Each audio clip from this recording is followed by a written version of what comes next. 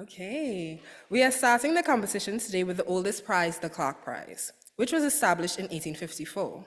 In the earliest years, the competition coincided with commencement, which was convenient as the prize is designated for seniors. The speeches were a true Clinton event, with even non-Hamilton families in attendance.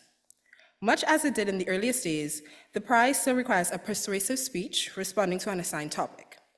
This year's topic asked seniors to contemplate how Hamilton should prepare future graduates to engage in civil discourse. A panel of judges narrowed down the initial entries to identify today's two finalists for the Clark Prize. First, Deanna Durbin has titled her speech, Conviction and Communication, Productive Discourse in Times of Discord. Welcome, Deanna.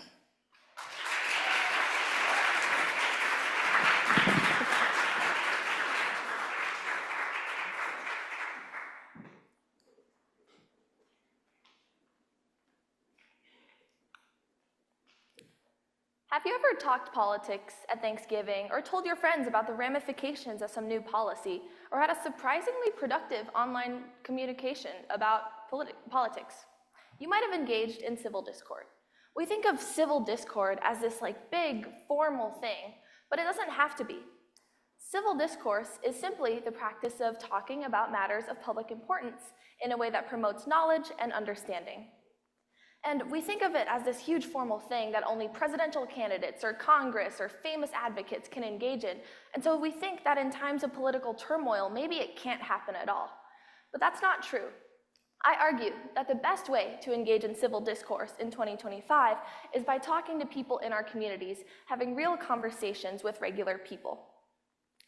And research supports this. For example, polls by Carnegie show that as national polarization has increased, people within local governments and within local communities can still bridge this gap and focus on their shared interests and tangible needs and services.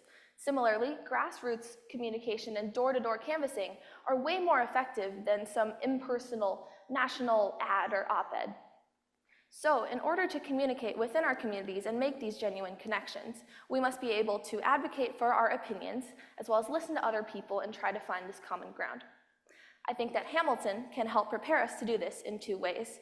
First, by pushing us to develop our ability to argue about topics and opinions that matter deeply to us, that we have great conviction in, rather than developing just general rhetorical ability. And two, pushing us to be able to communicate across audiences, contexts, and mediums. So for that first one, a lot of times when we're doing assignments as students, we're scrambling to finish an essay. It's just pick a topic, go for it. You don't need to deliberate too long. That's a waste of time. You're being graded on your ability to synthesize information and support your argument, not whether you have real conviction or any vested interest, really. And so we develop all these really great communication skills and argumentative skills, like building a thesis, mobilizing evidence, dismantling counter-arguments, packaging everything up perfectly and nicely so that the reader can just absorb it. And the idea is these skills will just sort of transfer to everything, right? Even to things we care about, even when we're engaging in civil discourse. That's not necessarily true. Because when you're talking about something you care deeply about, that you have strong emotions on, like a public policy topic that has life or death implications, your emotions can surge up. You feel anger, fear, anxiety, sense of injustice, and suddenly you can freeze, you go into fight or flight mode, and you just can't get the words out. You can't even use all these skills that you've developed. And this happened to me last year when I was studying abroad. In one of my classes, we were talking about different educational policies for autistic children, and some of the people were saying these stigmatizing and kind of factually incorrect things. And I knew a lot about the topic. I had strong opinions on this topic. I'd done research on it. I was actually in process of publishing a paper on it, and I completely froze. Because in that moment, I cared so much about the argument that I struggled to figure out how would I say all these things I wanted, how do I do justice to this topic, how do I say everything without coming off as crazy or too invested, and then so I didn't say anything. And I missed this really valuable opportunity to have a productive, fruitful conversation and to share my point of view. Strong emotions can do that when we're not prepared for them. So we need to practice arguing about these things we care about so that we are able to channel our emotions and channel our convictions instead of being overwhelmed by them.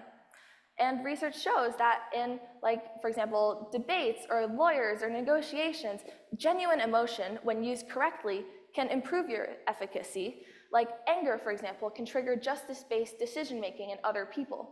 But if you're overwhelmed, or if you try to stifle your emotions and appear inauthentic and panic, it can completely backfire. So Hamilton needs to be able to push us to practice these skills instead of just general rhetorical ability, to push us to engage with debates in a field, or ethical concerns, or propose public policies, or educational policies based on the things we've learned.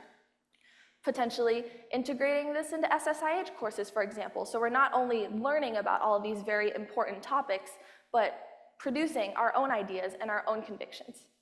And that will allow us, when we're in these actual civil discourse situations, to not be overwhelmed by our emotions, to slow them down, and to be actually able to use the other skills we've developed at Hamilton of listening, of reading comprehension, of analytical skills, and our argumentative skills, instead of just being all stuck in our own heads. The second way I think that Hamilton can help prepare us is by pushing us to be able to communicate across audiences, across contexts, and across mediums. A common instruction we get for assignments is write to this educated layperson, right? Someone who's not in our specific field, but nonetheless shares a very similar educational background and expectations and knowledge. But that person doesn't represent the average person in America. It doesn't represent the average person that's going to be in the communities we are embedded in once we graduate and leave this Hamilton bubble. We need to be able to adapt our communication and learn how to connect with all these different people with diverse needs and diverse backgrounds, instead of just going at it from our one angle of beautiful academic writing. And even if we go into academia, we will still need to be able to do all these things, and we will still be embedded within these larger communities. I think Hamilton can do this by pushing us to learn how to convey the same content across a variety of different methods. Like, how do you convey this to an 8-year-old, or to someone who has the opposite political opinions as you, or in a blog post, or in a 280-character tweet? How do you distill an argument and convey it based on who you're talking to and where you're doing that?